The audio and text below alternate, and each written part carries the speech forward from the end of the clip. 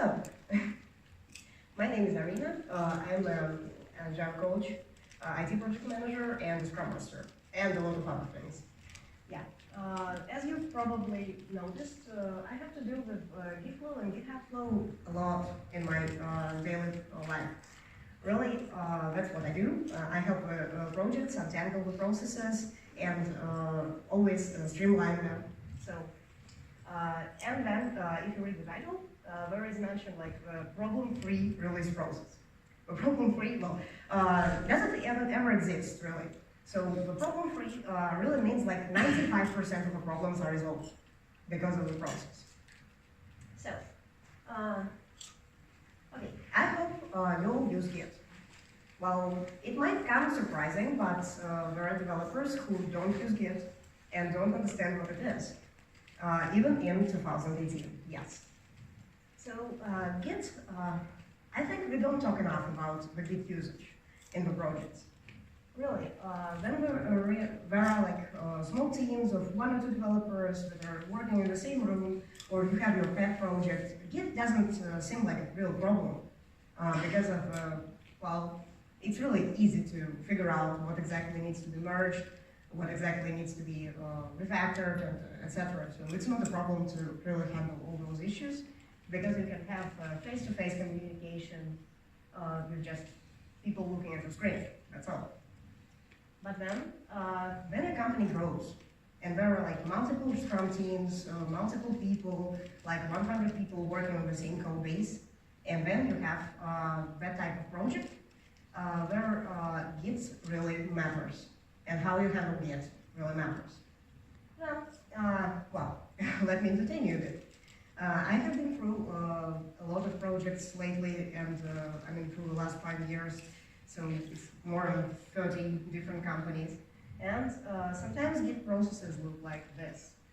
We have a lot of code that is somewhere in the branches that nobody knows how to merge, nobody knows what exactly lives there, and then you can look at the commit history and it's like, oh my god, what it is. We have a lot of features that are floating somewhere, and a lot of outdated code, sometimes stale, so that's the kind of thing I'm talking about. So let me illustrate by an example from real life. So once I came to a project once, where the project owner told that they have a 90% complete project. Well, you know what it means, right? 90% complete. Really, well, let me start from the beginning. The beginning was, they came to the project with one developer who was really a pro, and then they said that, okay, give us the access to the Git repository. What we were given them was not the access to the Git repository. They just received an archive that contained multiple archives with each branch actually zipped in a separate archive. Then they unzipped it and committed to the Git. Really what we saw was that the branches contained very, very different code. And it was really a jigsaw puzzle to compare the code and see which is the master branch. The most surprising thing came later. They actually got hold of the previous developer team, actually, and they said, well, but we're using Gitflow, this is how the process goes. Really, the process was, they thought that each new feature needs to go to a separate branch, but they didn't know that they need to merge it all together and then release it. They really didn't think about that. So, well, actually they untangled that project. We actually did put that developer and asked to copy-paste all the code from all the different branches to one branch, and then we started fixing stuff. But that was one of the interesting cases, I would say, because it doesn't happen all the time, but most of them. But again, there was another company. Well, actually from the first look, it looked really good, because it looked like a real Gitflow. They had 3 branches, master, stage, release, that were connected to the 3 servers. So basically, master was the test server, stage was staging server, and release was, well, production. And then the thing that you see here, do you see something weird?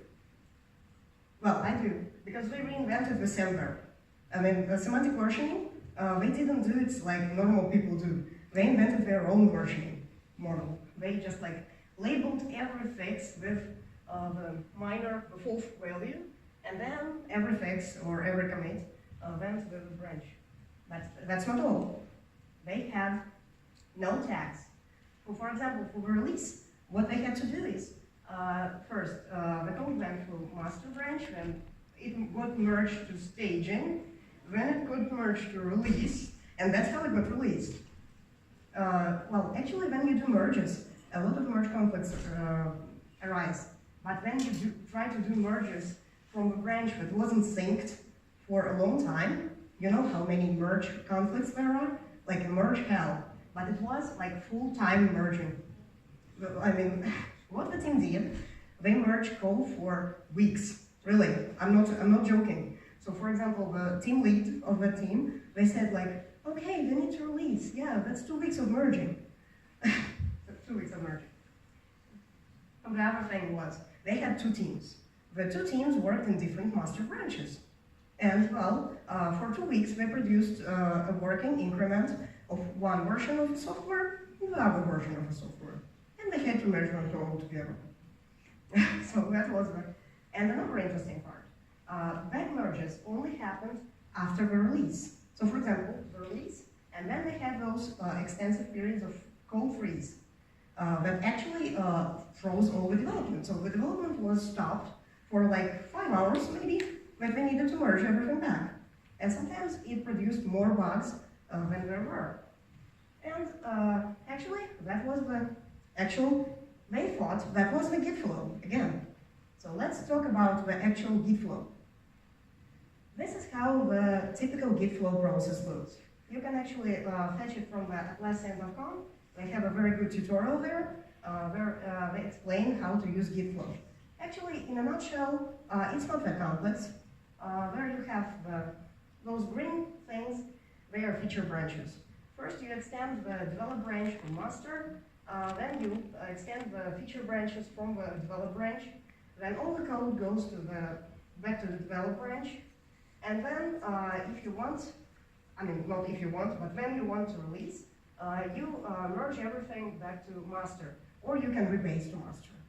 So it just depends on your preference. So when we have this kind of, it's kind of comprehensive once you get a hold of it, really. The problem is, it's still not ideal. Because, look, the ideal example is already out there. We all work with Symfony, I assume, because we're at the Symfony conference. So the ideal workflow looks a lot simpler. And you have no idea how simple it is. So here it is. Yeah. Well, actually that slide looked kind of empty to me, so I decided that I will probably add something else. So I decided to add this. Yeah. So, well, actually we have the Gitflow.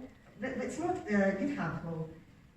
It's called sometimes linear feature branches, then GitHub flow, and also linear flow. So there are many names of this workflow out there. But then, in a nutshell, it looks like this. So from the master, you extend the branch, you implement the code, then it gets tested, then it gets merged back to master. And you are always updating the branch from the master. When there are multiple branches, you are always updating them from master. So, well, in a nutshell, it looks like this. It's not complex, but there are some certain rules that you need to follow to successfully follow this process. Okay, so, well, master is always kept stable, kept deployable. That's the thing that really drives most of the companies crazy, because they think that once the code is done in the feature branch, at least from the developer perspective, they can merge it to master and nothing bad happens. But sometimes, if you don't have enough automated tests to prevent some broken code getting to master, there are some really terrible things that can happen. And master, it needs to be kept deployable. That means that there is a process, actually. The second thing that you need to do is all the changes, they go through pull requests. And pull requests, they need to be reviewed at least by 2 people. One person could be another fellow developer who's going to do the code review, And the other person could be a QA specialist. What QA specialists usually do, they just, launch a local copy of a website or a web application, whatever it is, and then they verify that the functionality was implemented, and it was implemented without bugs. So basically, after that, the pull requests, they need to also be kept up to date with the master. Actually, there are two ways that you can do it, by rebasing or by merging. Either way works, but rebasing is a little bit cleaner because you just take the last commits from the master, and then you just add them to the feature branch on your local, usually, and your feature branch becomes up to date with master. Then releases are done for tags. And this is a clean way to do it, because usually when there is some release branch that everything gets merged to, and then that branch, sometimes people commit straight to that branch. That should be forbidden, because the clean process is all about controllability. So you can control whatever goes to master, and you can maintain it deployable. So there are a few don'ts in here. So, well, obviously, untested or broken code never gets merged. There are various ways how you can prevent it, but the most recommended way would be to have automated tests that have, regression test coverage. So, for example, the manual tester will be checking only the new code, but the regression tests, they will be checking all the code base. So nothing that fails the test gets merged. Then committing to master directly is also forbidden. You can configure that in your GitHub repository or Bitbucket. I don't know about GitLab, probably it's paid, but yeah, they probably have that too. So committing to master directly is restricted by permissions, and then there are some certain people, at least DevOps, who have the committing privilege. And then rebasing master branch is forbidden as well, because you need to know what comes after what. The history should be maintained all the time. And again, so on the GitHub, you can find this workflow actually described. But how does it map to the processes in the company? So for example, if you have some ticket tracking software like Jira or Trello or something, you can organize the process like this. So from the to-do, well, actually, how do tickets get to to-do? They probably come from the business requirements. The business requirements are typically communicated by the business themselves, and then I'm not talking about that part, because actually the business, it's always tricky to find out what exactly do they want, and there is a lot of negotiation process that goes there. There's an invest principle that the requirements need to be self-contained, they should be negotiable, they need to be they need to be estimable, and yeah, a lot of things. But then let's assume the ticket is properly created, properly estimated. Then you extend the branch from master, and then you have a real working process. The developer is implementing code, committing to the branch, keeping the branch up to date, really pulling the changes from master. And then the branch enters the ready for QA status. What does it mean? The pull request is created. The pull request contains all the information about what functionality was implemented, what kind of bug fixes were introduced, and then the branch goes to the testing team. Well, if you don't have a testing team, somebody really from the team should be checking that. So at least your fellow developers as well. Then from the pull request, you start communicating about what needs to be implemented, what needs to be fixed, what kind of, code style changes are needed. And then the QA testers, they usually launch the branch on their local or on the dedicated test server, where they have the ability to deploy the branch separately. And then after at least two people sign off on the pull request, this pull request gets merged to master. And then there comes the time to actually do the release. You create a tag on the master branch, and that tag gets deployed to production. And that's the whole GitHub flow in a nutshell. Yeah, it's pretty straightforward, and I hope I have answered some of the uncertainties or some questions by now, but I want to really pass the ability to ask questions to you guys. So yeah. So in this GitHub flow, you have only master on feature branches. Yes. So you obviously don't have hotfix branches. So how do you deal with hotfixes? Well, with hotfixes, it depends on how you handle the versioning. But then, if you don't have any changes from the master that don't overlap with the release branch, you need to really, well, there are two ways. First, you need to start fixing the code in a separate branch. Then the hotfix gets merged back to master, and then it goes, you create a new tag that gets deployed to production. If there are some changes that don't overlap with the current master, so for example, in master you already have some functionality that you are not planning to release. There is a thing called feature toggle. You can hide that functionality, and then you can push that code only on the release branch. So actually having a release branch for each version is not forbidden. You can always do that. If the code stays the same, if there wasn't any direct change in master, you can still deploy whatever you have in master currently. Yeah. I hope it answers your question, or did it raise any other? Yeah, so if you, the thing I don't understand is if you have some features which have been merged back to master and you don't want to release them, if you want to release only the hotfix, then how do you do this? Yes. So basically, it's a very common story.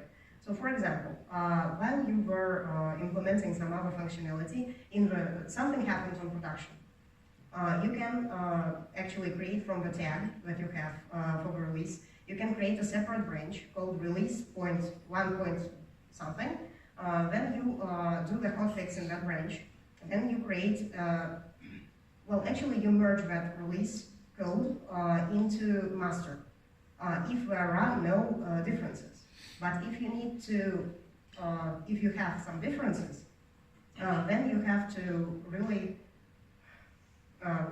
then you have to extract the fix with a patch and move it to master. But it doesn't happen very often because when the code is all up to date and you don't have any new features in master that you don't want to release, it's not necessary. So first you just do, you resurrect the branch of release some version. Then you do the fixes in that branch, then you merge it back to master, then you create a new tag. That's all. Yeah? Yeah, sure. What are the advantages of using rebase instead of merge master? Actually, rebasing is a cleaner, it has a cleaner Git history. Because after you do the rebase, all the commits, from the end of the branch, they get cut and then moved to the very end of the feature branch. So it creates this 1, 2, 3, 4, 5, then 6, 7, 8. It's not scattered across the branch. But then when you merge, the commits, they are staying the same, and then you have 1, 7, 3, 2, 8. Okay, so the commits, they are happening in the actual date, time order. That's the only difference. And there is also the merge commit at the end of the branch, if you are using merge. But any way works, but rebasing is a little bit cleaner. And also, rebasing only needs to be used on feature branches, because if you use it on master, it's going to rewrite history. And basically, that's not what we want. We want to see who to blame, for example, if something goes wrong. Yeah. It's a good question for tomorrow. Yeah, sure. How do you integrate user acceptance testing into the GitHub flow? Because if the feature is considered as done by the testers, yes, but later on the business person says, oh, actually, it's not what I wanted, how do you deal with that with the GitHub flow? Well, actually, it's a very straightforward process. So, for example, we have always some server where master is residing. So, the current version, well, actually, we still have 3 servers. One is for testing, it's test server, where we are changing the branches all the time. So for example, if they need to change, feature 1, they just pull the branch of feature 1 on that server and test it. Then they have, if they want to change it to feature 7, they can do it. And there is a total reset, and we are using either GitLab for deployment or Jenkins, so it's totally automated, and testers, they can do that themselves without asking any developers. Then we have a staging server. This is a more stable setup with a production database pool. Then we release that master to the master branch is always deployed to staging, and then there is a production database to map it all together. So it's like production, but in a smaller, more safe setup. Where we are testing all the branches, not all the branches, but master, before we release it. And then if UAT, they want to perform some tests, they go to that staging environment, they run all the regression test suite. Sometimes it takes weeks, so I don't recommend, the more automated tests you have in your system, the less becomes, the time lag for the UAT process. Because UAT, it's like, they are doing all those regression tests, but manually. So basically, the more you help them, the less time it's going to be for the business to actually make sure that everything works and it can be released. So when the UAT perform their test on staging, they can sign off, and after that, you create the tag, and that tag gets deployed to production. That's all. What if particular feature doesn't make through UAT? So out of the release of 10 tickets, I have one that actually didn't pass the UAT. How do you deal with there is a feature toggle thing. So this is what I was talking about, the feature toggling or feature flagging. Actually, for the customers, most of the time, they don't care about the backend code that you are pushing to production. It can still remain there. In the Git branch, actually, the master branch. But then the difference makes the interface. So in the interface, you can just implement some simple CSS fixes, so like hide this button, hide this tab, hide this root or forbid the root, and then you can implement the fix and apply it only specifically to that release branch.